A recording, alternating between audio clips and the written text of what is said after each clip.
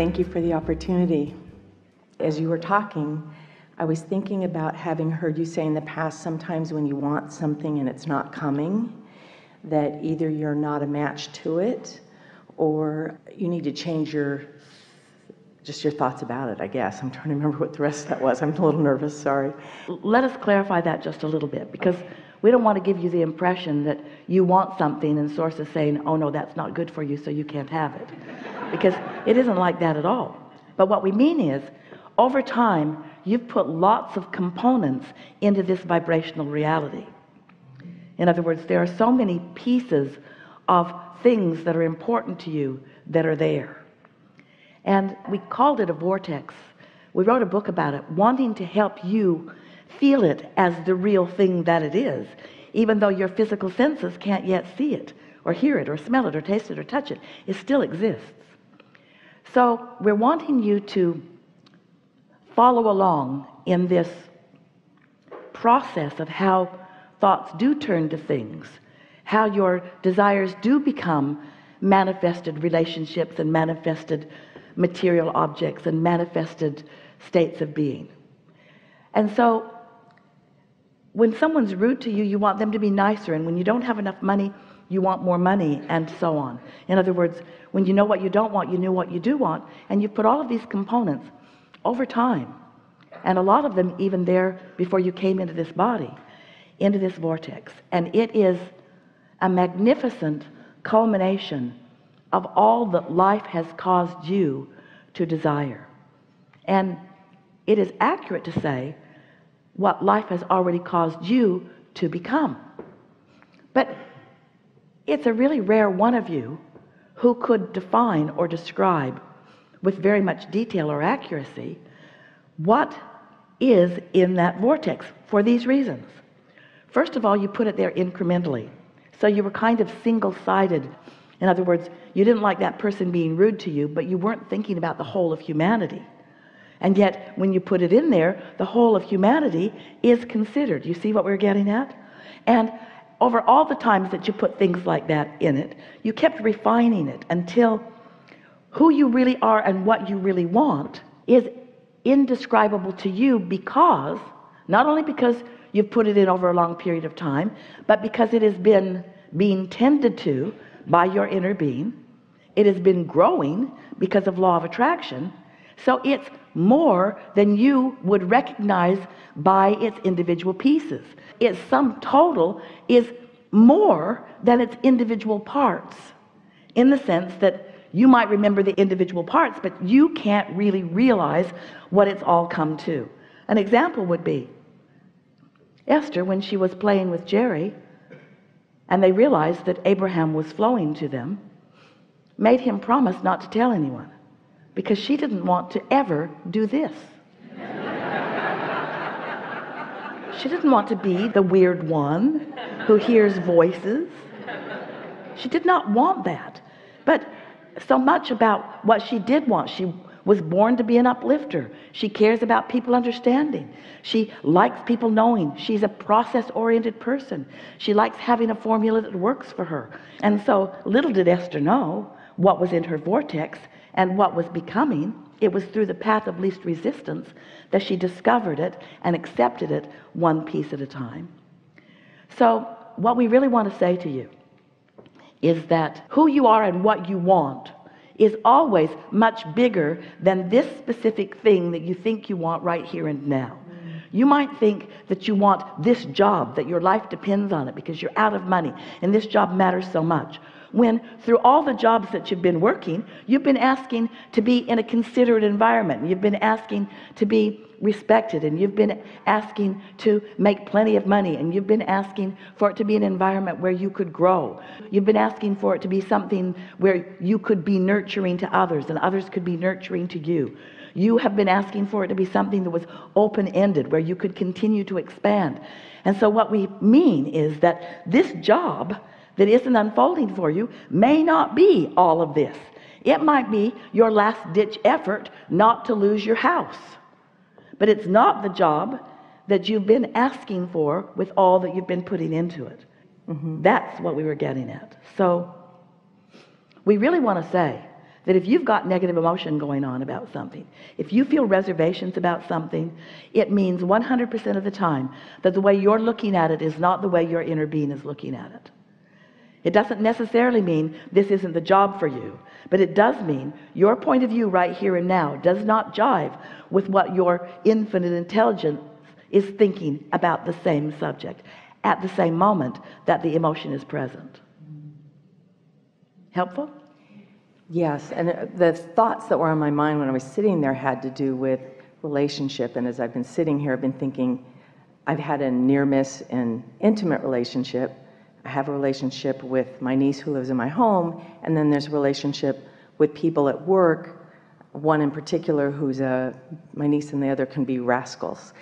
So I'm trying, in the case of the latter two, where it's someone who lives in the house, not an intimate relationship, and work, trying to consider positive aspects when sometimes I just want to shake them. I don't know what else. My frustration level, I'm trying to figure out how to back away or consider positive aspects of people I want to. This is always true. And this can be a guiding philosophy for you, or a guidance tool for you. Let's say that you're bumping up against someone who you're working with who is really, really, really, really, really not a vibrational match to you. Yeah. Okay, you got it. Really, really, really, really, really not a vibrational match. And you sort of want to stay, and that other person looks like they're going to be there forever too. Yeah, you got it. And you can't figure out how it's going to work out, because it's like being in the same space always causes you to feel the way you do. And you've tried everything. You've done focus wheels, you've made lists of positive aspects, you've tried to pretend that the vibrational differences aren't there, but the vibrational differences are there. So one of two things will happen when you tune into who you are, because when you tune into your inner being, you dominate the environment. Your power of influence becomes such that those who are not up to speed with what you've got going on either must join you in up to speedness, or they have to go somewhere else. Thank you for the reminder. Yeah. But what happens is, if they're really driving you out of your mind, and other people too, you don't get up to speed. You talk about it. You hold yourself in the vibration. You make yourself a perfect match to the trouble that they are.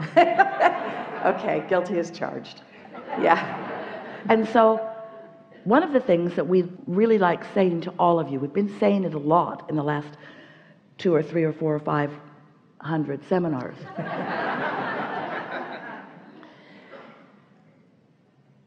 There are two ways to know what you've got going on vibrationally. One is by how it feels, and one is by how things are turning out. So in this understanding of how vibration is turning into reality, it just is. Thoughts do turn to things.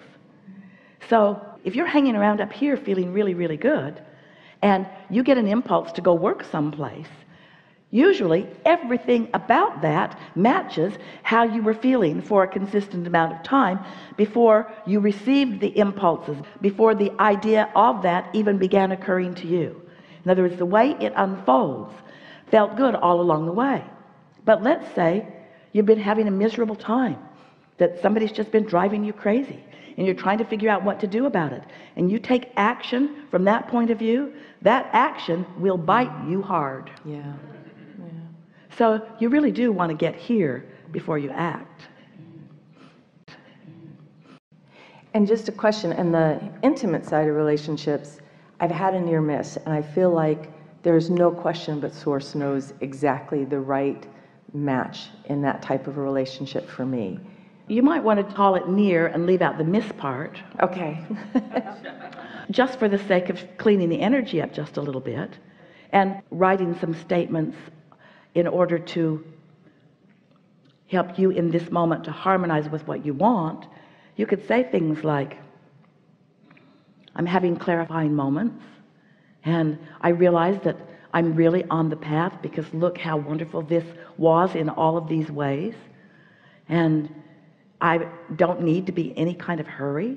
I can give the universe all the time it needs to give me all the clues it needs to give me, say again, I can give the universe all the time it needs to take me on all the wild goose chases that my resistance allows. I can accept that that's a resistance spot with me. So we can say that even better. I can give the universe all the time it needs to take me down all the trails that I can allow myself to find it taking me to in order to get to where I want to be. And in the process, every time I follow a hunch or an impulse, because I'm in the receptive mode, every time I follow it, I get closer to, oh, hear this, not closer to the end result I think I want, but closer to having released the resistance that is in my way. Can you hear that? Closer to, with every experience you have. That's why you want to bless the rascals, because they help you leave off the resistance pieces, like peeling the layers on an onion, little by little by little, until suddenly, or not so suddenly, you stand resistance free, and then you get an impulse that takes you right to what you're looking for. Did you hear that? It was so good. It was so good we want to say it again so that you can hear it more clearly. So you get the picture? Your inner being knows where you stand in relationship to everything you want. Very clearly knows. But your inner being is not considering the fastest, straightest route to get you from where you are to where you want to be, because there are so many pleasurable twists and turns in the journey to help you to discover and be satisfied by so many other things that are in your vortex. Do you see what we're getting at? So if your intention is not to have your inner being lead you to the love of your life, but if your intention is to feel as happy as you can feel now, and as good as you can feel now, and as good as you can feel now, if you're willing to pay the awful price of happiness with no ulterior motive other than you want to feel good and you want to be in the receptive mode, if your desire, if your dominant desire, if your one and only desire can be, I want to be in the receptive mode, I want to be in the receptive mode, I want to be in the receptive mode, I want to be in the receptive mode so that I can follow the trail and enjoy the trail. Enjoy the trail. Enjoy the trail. It's lovely that you've put resistance all over your trail. It's lovely. We love that the mountains in this part of the world are there because you have no straight shot roads to anything. You have to wander through hills and valleys and up over and down under. You have to experience the incredible light show that your world is giving to you as you're down in the valley and up on the sunrise. You see what we're getting at? You don't want to go directly from where you are to anything. You want to go on this wonderful journey that little by little you're paving the roads. You're paving the roads so that it's not an unpleasant journey, it's not an arduous journey, it's not an impossible journey, it's not a frustrating journey. It's a beautiful journey, moving around beautiful places and beautiful things and beautiful conversations and beautiful insights, all on the way to the happily ever after that matters right now, and then the next one, and then the next one, and the next one. So you say, inner being, never mind the scenic route, take me directly there. And your inner being says, you're the one who put the mountains on the way. We don't want to flatten out all the mountains.